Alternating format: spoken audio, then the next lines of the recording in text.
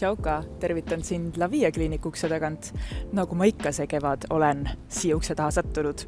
Sel korral siis oli 4. laserepilatsioon, bikiinid plus kaenlaluse piirkond. Ja kuidas mul läinud on? Ma tundsin, et pärast 3. laserepilatsiooni mu karva kasv natukene tihenes ja natuke suurenes, aga see pidavat olema täiesti normaalne, sest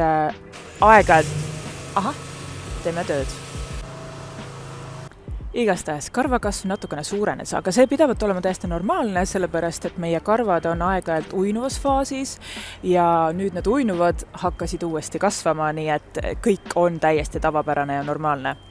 Nii et nüüd mul on natukene veel minna, on väga individuaalne, mitu korda laserepilatsiooni tehakse, 6-8, nii et eks siis paistab. Aga siiani olen jäänud väga rahule ja kui sul on mõnda küsimust või soovid lihtsalt veel lisainfot, siis anna mulle märku. Tšau!